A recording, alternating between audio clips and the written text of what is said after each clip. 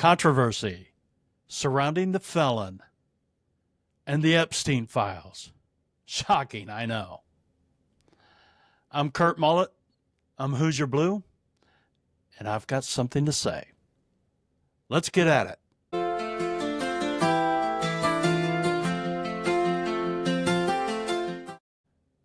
So there's a lot of talk on social media and around the country and on news media outlets about the Epstein Files. All of a sudden they're missing. They don't exist. Well, we know that's bullshit. They do exist.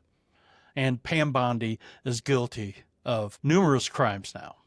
It's apparent what she is doing and what she has done. She's committed obstruction of justice. She's destroyed evidence. She's tampered with evidence, amongst other things. But this is who she is. She is the felon's personal attorney. That's who she is. That's what she does. She's going to make sure, regardless of what it takes, that no harm comes his way.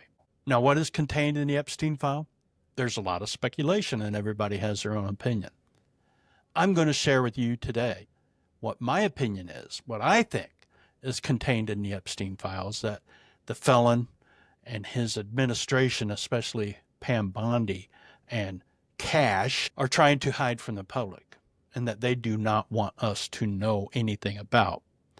And that is the lawsuit that was filed in June of 2016 by a then named Jane Doe against Jeffrey Epstein and Donald Trump. Now, shortly after this lawsuit was filed, it mysteriously was dropped. There was no explanation. There were no reasons given on why the lawsuit was dropped. Everybody has speculation about it. And I have my own opinion, because I have something to say.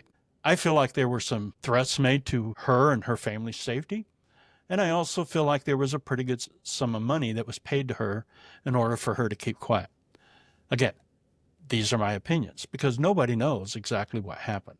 But this is what I believe is contained in the Epstein file and that they do not want us to know anything about. Now, we now know Jane Doe as Katie Johnson. And before the lawsuit was dropped, she gave a testimony. And that is what I'm going to share with you today.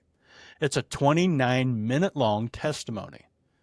But before I do that, I've reached a point in my podcast on the segment that I call Fascists of the Day.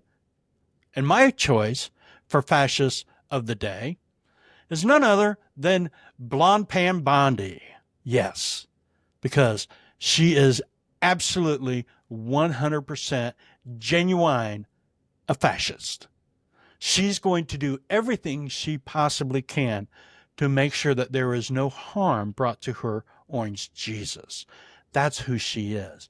And she doesn't care what laws or what rules she breaks. But this is my fascist of the day, Blonde Pam Bondi. So I hope you take the time to watch all of this. And I just want to let you know some of this is kind of graphic. It's not intended for young children to listen to, but it's quite interesting, the things that she shares and the things that she reveals during this testimony. So here is the 29-minute long testimony given by Katie Johnson. Well, no, there was nothing promised to me for doing this interview. Excellent. Yes, everything that I say at this interview will be the truth. I met Donald Trump at some parties I attend that I was working for Mr. Jeffrey Epstein. There was about 3 or 4 times that I had encounters with Donald Trump. I was 13. The first time that I met Donald Trump was at a party at Jeffrey Epstein's mansion. There was an orgy going on, and he was kind of watching off in the distance, and he basically asked if I could come over and give him a hand job. And at first, I wasn't very comfortable with it. This was like my first or second, first party, and I didn't think that was my responsibility. But my recruiter told me that I needed to do it, so I agreed to. And then he, I began to. Sorry, this is a little difficult, but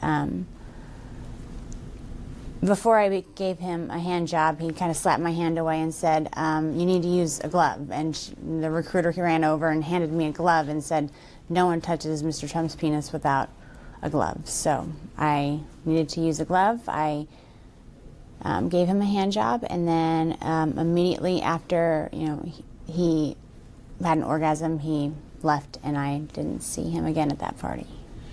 Jeffrey Epstein is a billionaire friend of Donald Trump's that was responsible for throwing the sex parties. I originally came to New York trying to be a model, and in my travels I met a girl named Tiffany there who was very interested in me and said that that's what she did, is that she helped girls get what they wanted, and she could help me get into modeling, that she knew a lot of people that were higher ups and that it would be no problem. And so that's why, but I would just basically have to come model at a couple of events and meet some people. There would be no sweat. So, of course I went, that sounded like no big deal. And she was recruiting the girls to come to these parties.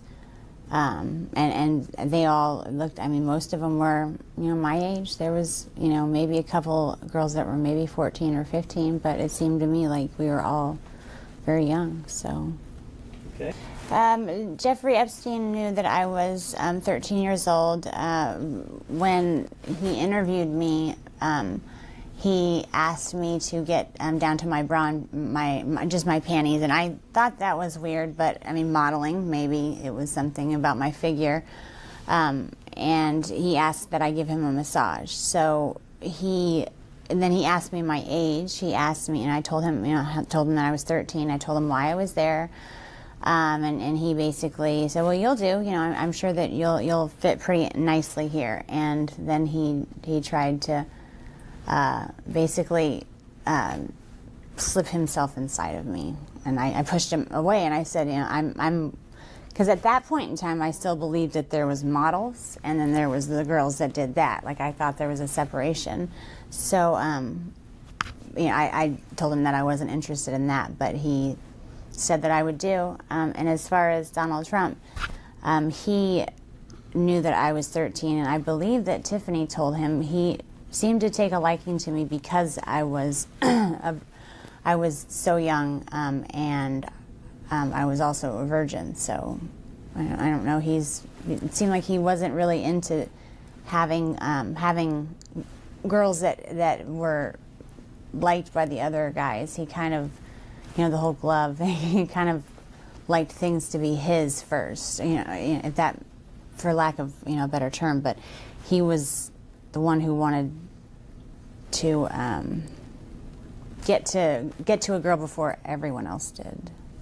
Donald Trump knew that I was 13 because the first night that I was there, Tiffany actually suggested that she had a whole bunch of different wigs, and I expressed interest in them. I always told her that I would love to walk around with blue hair.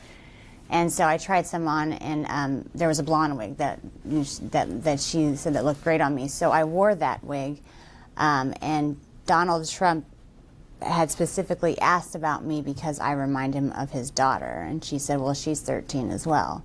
So he knew the first time that he saw me, but he took a liking to me because I look like his daughter. And the reason I'm coming out now is when it happened originally, I just wanted to forget about the whole incident. And when I saw that he was running for president, I felt that it was my responsibility to come out and tell our country what kind of man this person is. I don't think that he should even be the dog catcher, let alone running the greatest country in the world. After I met Tiffany at the bus station, she took me to, basically went to her house, her apartment, and got ready. I put on a blonde wig because it seemed fun to pretend to be someone different, but we went to the party that I was basically interviewing for, and Jeffrey Epstein was the one that was running the party. He had a quick meeting with everyone that was employed there, and then he had a private interview with me. The first time that I met Jeffrey Epstein, he did try to force himself inside of me without getting the go-ahead or anything. And then it was probably about the third or fourth party is when he basically forced. It was another massage, and it was basically like, it wasn't sex, but there was penetration, and I told him that I didn't want that, but he kind of got a little irritated. So I don't know, there was something about him that I guess I kind of held him, I held a lot of resentment towards him. By that time that happened, I kind of already started catching on that maybe I wasn't there for modeling, and maybe I was just getting used for things, and I felt that kind of held him responsible. I did receive money to go to these parties. After every party, I was paid by Mr. Epstein. There wasn't, out of all the girls that were there with me, most of them were 13, 14. I think the oldest one might have been 16, just turned 16. And she'd been there for a while. It was Tiffany. He liked to watch other people have sex. I mean, he's a germ, doesn't like germs, so he, rather than partaking, he just watches. So and Tiffany had informed him that I was the virgin, and so I was basically, so it was Tiffany who introduced us. Okay.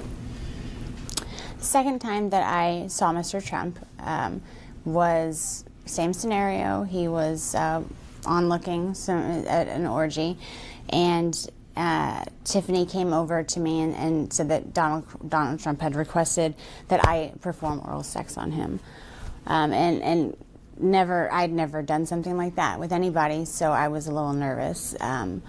So I walked up to him, and he was sitting there very proud, and I just kind of moved in that direction, and he kind of slapped me away and said, "What are you doing? You know, you need to put a condom on," like I was some dirty filth or something without a condom.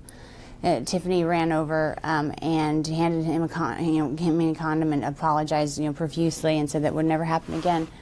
And she looked at me and scolded me basically like a child, and said that, that's not how, Donald Trump always, anytime you touch his penis, it needs to have a condom on or a glove, and especially when it comes to performing oral sex. So I apologized, and then I performed oral sex on him. And once he was done, he hopped up, but that's the last I saw of him at that party. It's like, once he's done, he's out. So. Okay. Sometimes before some of the things that I noticed that were weird with him was sometimes before the parties he would come over, and Jeffrey Epstein and himself would kind of banter back and forth, and he was Donald Trump was very racist. He said a lot of racist things. Like there was a lot of comments towards Mr. Epstein about being Jewish, and called him a Jew bastard, so that he was cheap, and there was some words I didn't even understand. Something about the shape of his penis being directly related to his mole, or I'm not too familiar with the Jewish traditions, so, but I'm pretty sure that whatever he was saying wasn't very nice. Also referred to people of Hispanic Hispanic name, they called them spics. That was around the first time that the World Trade Center had gotten the bomb in the 90s, and he was talking about the towel heads and how we would just be better off if we didn't let him in, or basically got rid of every single one that was already here. And I felt it made me really uncomfortable, really, really uncomfortable. He also loved to call black people niggers, and he, Arabic people, he called sand niggers. The only time that he tried to give me some money was our last encounter together, where he acted out a rape fantasy. I was forced to give that money back because Jeffrey Epstein paid us after the party. So, but he just gave me the money. I don't even know why he gave it to me. Maybe to make me feel more cheap, but it was a pretty. It was a rape fantasy to him, but I wasn't playing. So there was those 2 times, and then there was after the next thing that Tiffany approached me with was that he had a fantasy where he walked in on his maids basically making out, and that it was some type of fantasy for him. So she asked, I was at that point, I was like, I don't want to be involved with anything that has to do with him. But she's like, you are just basically the other one. So there's nothing that you will have to do. Just don't, he's requesting you to be involved. So I reluctantly, I felt like I didn't have a choice there, but it was basically he's walking in, his 2 maids. I was one of the maids. I was the white maid. And there was a Spanish girl, Maria, who was the Hispanic maid. And we were making out, and he walks in and he gets really angry and threatens to call immigration on Maria if she doesn't come over and make things right and give him a blowjob.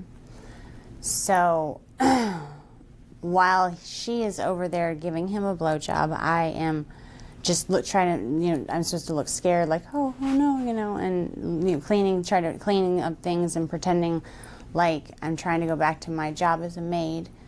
And then he's being so rude to Maria. I felt so bad for her, even though I guess it just didn't seem like a fantasy. It didn't seem like it's the weirdest fantasy as far as that. He was threatening to call immigration on her, so that she didn't know how to. She wasn't even near going down to give him. Perform oral sex on him before he slapped her away and said, what are you doing? You need to put a condom on, and she's trying to, I'm so sorry, and he's like, you can't even understand what you're saying, it just, speak English, he called her derogatory comments, and then he's like, you know what, you don't know what you're doing, have her come over and show you how it's done. And so I said that I didn't, I had to go over there or else he was going to call immigration on Maria. I didn't know if it was true or not, but I felt that, he said that if I didn't show her how to perform oral sex on him, then he was going to call immigration on her and then get rid of us both. It was anything that was in relation to him getting off or being satisfied or happy had to do with him being in power, but extreme power. And it's very hard to even. It was always intimidating when he was like that. It was always, you didn't really know if it was true or. Like if you refused to play along, would he really call immigration on Maria? Would he really get rid of us both? And I didn't even want to know what that meant. I always didn't. It wasn't a game. It just felt like it wasn't a game. Yeah. The one night that I had the blonde wig on, he mentioned that I looked like, that I reminded him of his daughter. And actually the maid fantasy, I didn't have a blonde wig on. I was trying to stay away from blonde wigs at the time. But he actually told Tiffany that that's what he wanted me to wear. Like he wanted it, and anytime I put it on, anytime I had it on and he'd see me, he would say, oh man, you look, and it wasn't like oh, you remind me of my daughter. It was this sick, evil, like, you remind me of my daughter. It was just this weird pleasure, sick smile. Like I don't even want to know what he was thinking about. I could imagine what he was thinking about. After the parties would end, we were to report to Mr. Epstein and basically tell him everything that happened, with who, what they liked, what they disliked, if there was any requests, if there was any talk about anything. That's what, we told Mr. Epstein everything. And then he paid us, and then we got to go home. And with me, I would either, I normally got taken to the airport, so to go back home. The fact that Trump has a chance to be the next president makes me feel disgusting inside. I've always been proud to be an American. I think we live in a beautiful country, but I just see him ruining everything.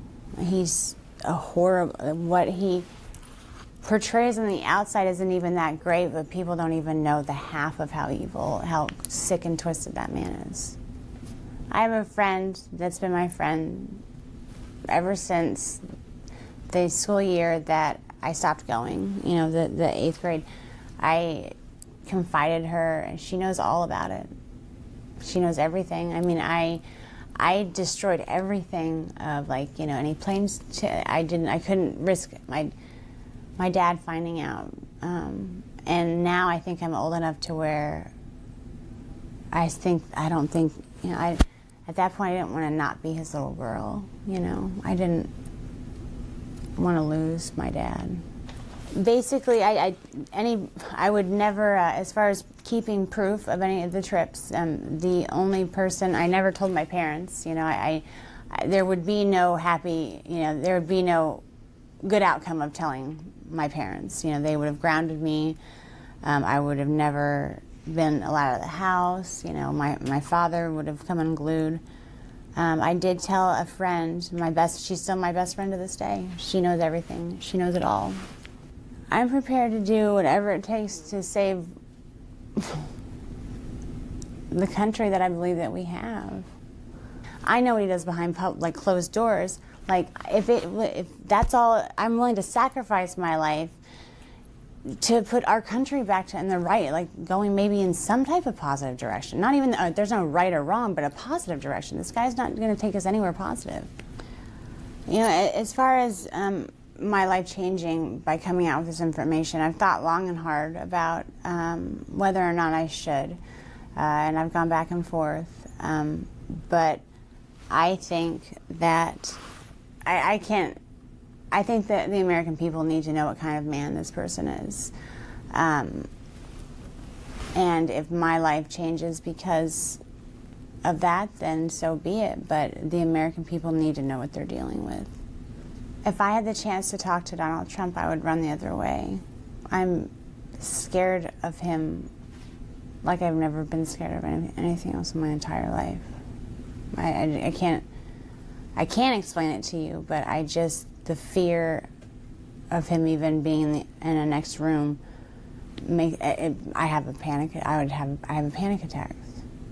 The last encounter that I had with Donald Trump, Tiffany approached me about a rape scene that was supposed to be played out, and I didn't like the sound of that at all. But Tiffany promised, assured me that it wasn't going to be, if it was anything I wasn't comfortable with, we could stop. That she would be right there, and that it wouldn't get out of hand, and that it was a fantasy, it wasn't really going to happen.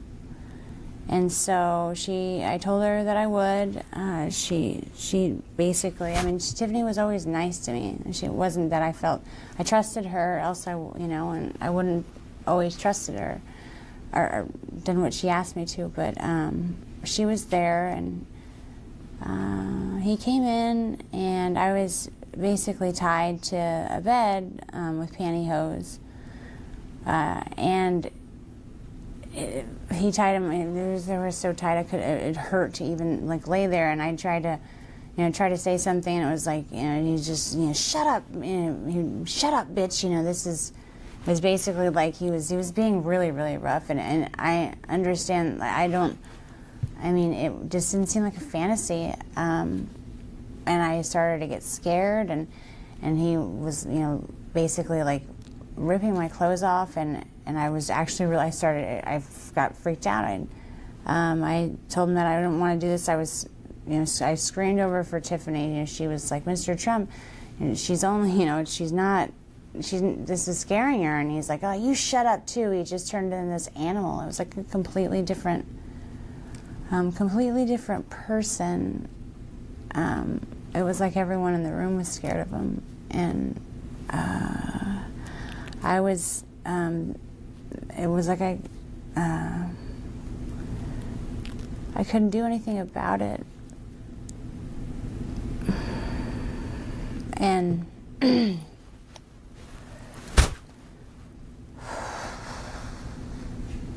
he ripped off all my clothes, and he started to basically have sex with me, and I was screaming because I'd never had sex before. It was my first time, and Tiffany was yelling at him too. She was saying I was a virgin, and he told us to just shut the fuck up, and just basically took my virginity while I was crying and telling him to stop. And that's basically begging for him to just stop. And Tiffany didn't know what else to do either. No one was there to help us, or me. And so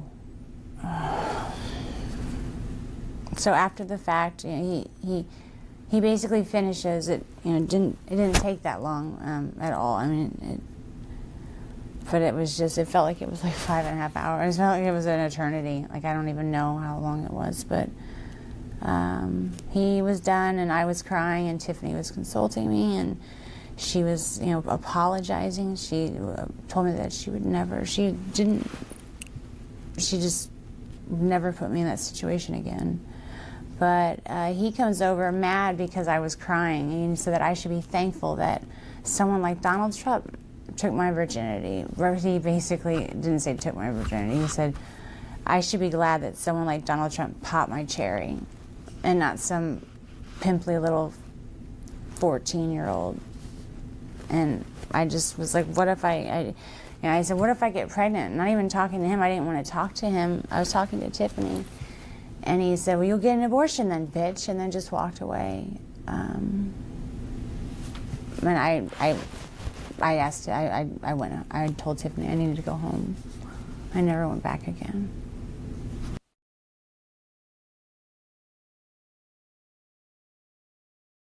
I guess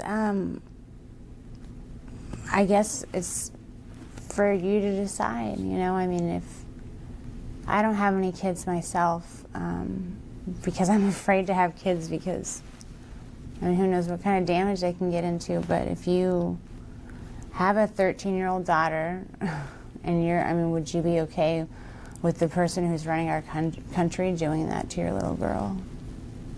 And I don't know. I just want people to know. I think that I have a faith in our society that we'll make the right choice.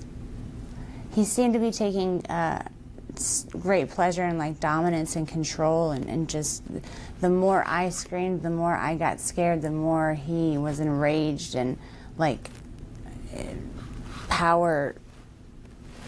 enraged with power, and it was like he was just charged with it. It was scary. My experience with Donald Trump has made it to where I can't be in a healthy relationship, much less I can't be in a relationship without myself sabotaging it. I don't do well. I've been in a couple of relationships. They're never of interest to me normally, but one in particular that was he was a wonderful man, and I completely, knowing I had subconsciously, I couldn't even control myself. It was like I had to get him out of my life, because I don't know why. It was like anytime anyone loves me, I don't feel worth it, or, I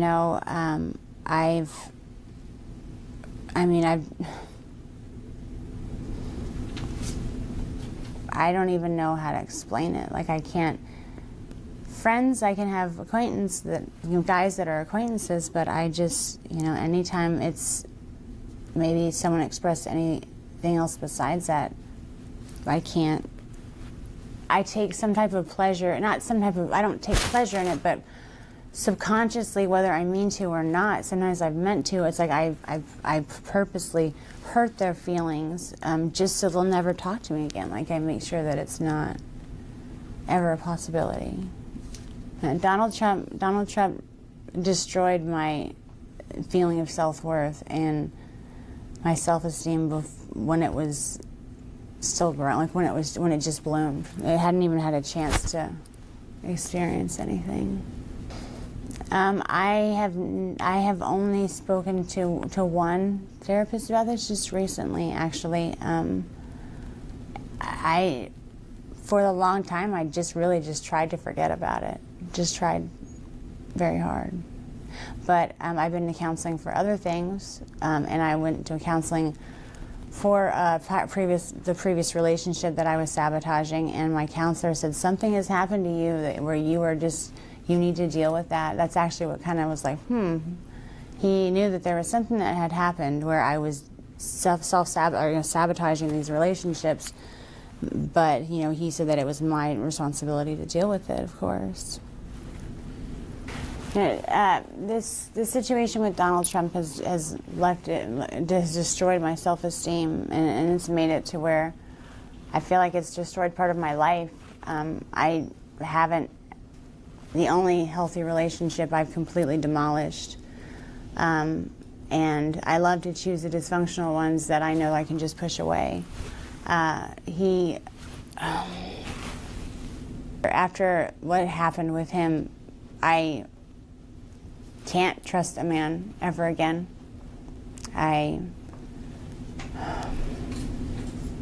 Thinking about it just makes me sick to my stomach. So when something so traumatic happens to someone that's so young, you never ever really get over it.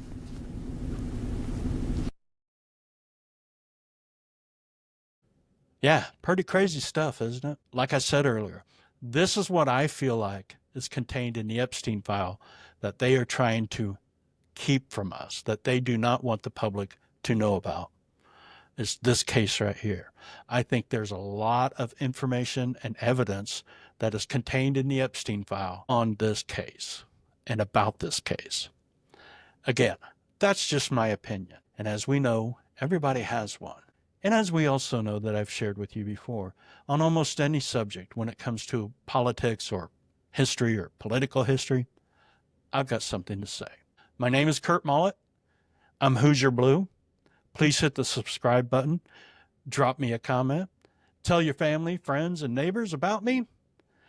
And I hope to see you all soon. And I want to thank you for dropping in. And I'll catch you on the other side.